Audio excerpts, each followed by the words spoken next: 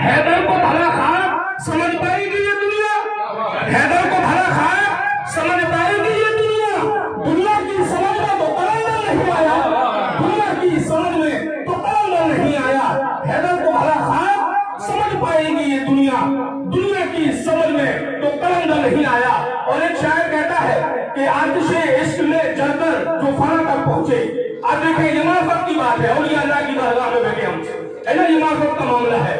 آتش عشق میں جل کر جو فنا تک پہنچے، میں حضور فصیح میاں کے حوالے سے یہ شعر کہہ رہا ہوں کہ آتش عشق میں جل کر جو فنا تک پہنچے، سچ یہی ہے کہ وہی لوگ ہیں جو بقا تک پہنچے۔ آتش عشق میں جل کر جو فنا تک پہنچے، سچ یہی ہے کہ وہی لوگ ہیں جو بقا تک پہنچے۔ عزیزان ملت اسلامیہ، اللہ نے قرآن میں ارشاد فرمایا ہے، آپ دیکھیں ایک بڑی خوش نصیبی کی بات بتا رہا ہوں میں، یہ رجب کا مہینہ ہے نا، اللہ یہ رجب کا مہینہ ہے، زیادہ تر عرس بھی رجب کے مہینے میں ہوا کرتے ہیں۔ آپ نے کبھی غور کیا ہے اس بات پر کہ اولیاء اللہ جتنے بھی ہیں، اکثریت کی تعداد بتا رہا ہوں میں، جتنے بھی اللہ کے مقدس بندے ہیں، جتنے بھی محبوبین ہیں، جتنے بھی مشائخ ہیں، جتنے بھی اولیاء کاملین ہیں، آپ نے غور کیا ہے ان کی پیدائش کہیں اور کی ہے، یہاں ہم کہیں اور کر رہے ہیں؟ کبھی غور کریں، سبحان اللہ، آپ دیکھیں یہ پیدا کہیں اور ہوئے ہیں، مزارات کہیں اور ہیں۔ آپ سمجھنا اس کی وجہ کیا ہے؟ آپ غریب نواز کو دیکھیں، اجمیر میں اپنے کرم سے نواز رہے، سبحان اللہ، غریب نواز کو دیکھیں آپ، ہے نا وہ غریب نواز، کون غریب نواز ہے یہ کوئی اور غریب نواز نہیں۔ تیری زمین تیرا آستان ہے خواجہ، تیری زمین تیرا آستان ہے خواجہ، میاں اس لیے تو بھارت مہان ہے خواجہ، اس لیے تو بھارت مہان ہے خواجہ، اور ایک قطرے کے مانند ہے یہ ساگر، ایک قطرے کے مانند ہے یہ ساگر، تیرے کاسے میں تو پورا ہندوستان ہے خواجہ، تیرے کاسے میں تو پورا ہندوستان ہے خواجہ۔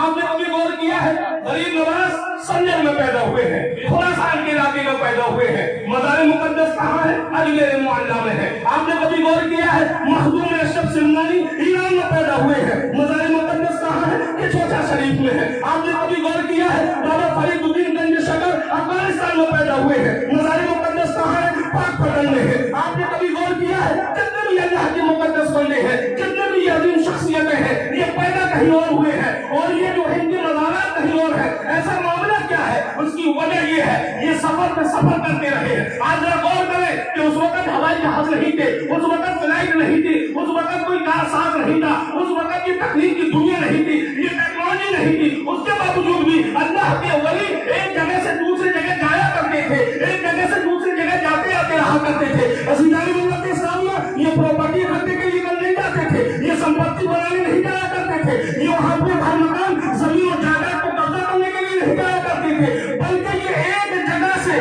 دوسری جگہ جب ہجرت کیا کرتے تھے تو صرف اس لیے کیا کرتے تھے تاکہ اللہ اس کے رسول کی دین کو بقا مل سکے، ان کے دین کی تعلیم کو دنیا میں عام کیا جا سکے، اس لیے یہ کیا کرتے تھے۔ عزیزان ملت اسلامیہ، بات غور کریں، رجب المرجب کا مہینہ ہے یہ رجب، اور اللہ کے ولیوں کی ایک خاص بات یہ ہوتی ہے یہ دل نہیں توڑا کرتے ہیں، زبانیں ان لوگوں کی یہاں دیکھی جاتی ہے، زبان کا اعتبار علماء کے ہاں ہوتا ہے، زبان کا لحاظ علماء کی بارگاہ میں ہوتا ہے، لیکن ولیوں کی بارگاہ میں دل دیکھا جاتا ہے، زبان نہیں دل دیکھا جاتا ہے۔ آپ کو معلوم ہو شاید عزیزان ملت اسلامیہ، وہ غریب نواز جو آج سے 800 سال پہلے جو اسلام کی روشنی کردار کی روشنی کو لے کر کے ہندوستان میں آئے، لیکن میں آپ کو ایک بات بتا دوں، ایسا نہیں ہے کہ غریب نواز سے پہلے اسلام نہیں تھا، ایسا نہیں ہے کہ ہندوستان میں غریب نواز سے پہلے اسلام نہیں تھا،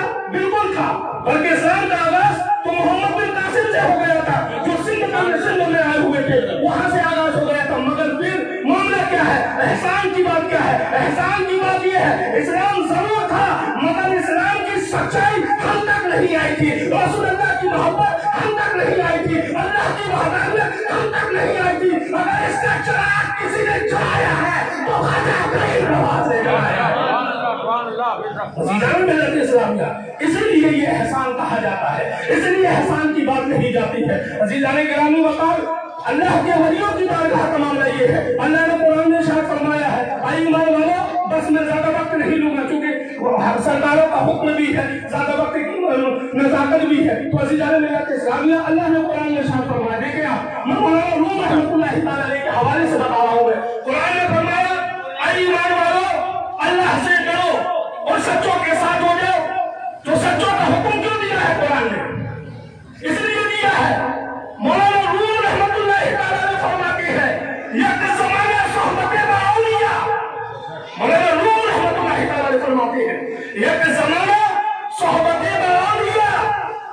जो मतलब मौलाना रूम कह रहे हैं कि औलिया की सोहबत में बैठना बेहतर है आज सद सालों तादे में लिया। औलिया की सोहबत में बैठना बेलिया इबादत से लाख गुना ज़्यादा बेहतर है। मौलाना रूम रहमतुल्लाहि तआला अलैह, इसलिए कुरान ने कहा है, अल्लाह से डरो और सच्चों के साथ हो जाओ, क्योंकि ये वो सच्चे हैं, ये वो सच्चे हैं, इंसान की दिल की दुनिया को भी बड़ा करते हैं, ये उसकी आखिरत को भी संवारा करते हैं। वो गरीब नवाज मेरे ख्वाजा, आप देखते जब ये दिल का हाल किसी को देखते हैं, दिल के मामला कैसे निपटाया करते हैं। एक किसान था ना, बस एक छोटा सा वाकया है, बिल्कुल 2 मिनट में मैं बस आपकी निगाहों से और आपकी समातों से ओझल हो जाऊंगा। अज़ीज़ान मिल्लत इस्लामिया, वो गरीब नवाज आपके खलीफा खास ख्वाजा कुतुबुद्दीन बाक़री काकी, सुभान अल्लाह। गरीब नवाज के कितने साहबजादे हम नहीं जानते, मालूम है? नहीं मालूम। गरीब नवाज के कितने साहबजादे हम नहीं जानते, लेकिन खलीफा खास जिन्हें दुनिया जानती है, खलीफा खास जिनको दुनिया जानती है, शाहजादे कितने नहीं मालूम। एक का नाम मालूम है, ख्वाजा फखरुद्दीन रहमतुल्लाहि तआला अलैह, ये मालूम है, लेकिन 14 साहबजादे हैं आपके नहीं मालूम। वजह क्या है? औलिया की बारगाह में औलाद का होना अलग बात है, लेकिन औलिया की बारगाह में फुयूज़ व बरक़ात से मालामाल होना अलग बात है। अज़ीज़ान मिल्लत इस्लाम, तो गरीब नवाज की बारगाह में एक किसान पहुंचा। आपके खलीफा खास थे ना, मुरीद, हिंदुस्तान के सबसे पहले मुरीद, हिंदुस्तान के सबसे पहले खलीफा ख्वाजा कुतुबुद्दीन बाक़री काकी, गरीब सिलसिला चिश्तिया में सबसे पहले मुरीद हिंदुस्तान के अंदर ख्वाजा कुतुबुद्दीन बाक़री काकी। आपके खलीफा खास उस वक्त उस जमाने में बादशाह चला करते थे, बादशाह थे शमसुद्दीन अल्तमश, ये आपके जमाने के बादशाह है शमसुद्दीन अल्तमश, ये बादशाह भी थे और ख्वाजा कुतुबुद्दीन बाक़री काकी के मुरीद भी थे, खलीफा खास भी थे। एक किसान पहुंचा गरीब नवाज की बारगाह में, और देखिए हुजूर, मैं एक मामला लेकर आया हूँ। कहा बताओ मामला क्या है? कहा मामला ये है कि मेरी जो दिल्ली में जो हुकूमत चलती है शमसुद्दीन अल्तमश की, उन्होंने किसान पर टैक्स ज्यादा लगा रखा है। हुजूर आप गुजारिश कर दे, आप इल्तिमास कर दे तो हमारी समस्या हल हो सकती है, हमारा समाधान हो सकता है। गरीब नवाज उस किसान के साथ करीब से चल के दिल्ली आए। जब दिल्ली आए तो ख्वाजा कुतुबुद्दीन बाक़री काकी अर्ज करते हैं, हुजूर आप इशारा फरमा देते, आप कोई पैगाम दे देते, आप कोई खत दे देते तो इसकी परेशानी को दूर किया जा सकता था। ये किसान का मामला है, बात टैक्स की है, मैं अपने मुरीद से कह देता शमसुद्दीन अल्तमश से और टैक्स को खत्म करवा दिया जाता। गरीब नवाज कहते हैं, कुतुबुद्दीन सुनो, मामला टैक्स का नहीं था, इसके दिल का था। मैंने इसके दिल के भाव को रखने के लिए चल के दिल्ली आया हूँ। ये मामला है गरीब नवाज का, ये मामला है बुजुर्गान दीन का। अज़ीज़ान मिल्लत इस्लामिया, अल्लाह रब्बुल इज्जत से दुआ है मौला ताला हम सबको औलिया किराम के फुयूज़ व बरक़ात से मालामाल फरमाए। ये वो सच्ची मुक़द्दस घड़ी में हम सब यहाँ शिरकत किए हुए हैं। अल्लाह से दुआ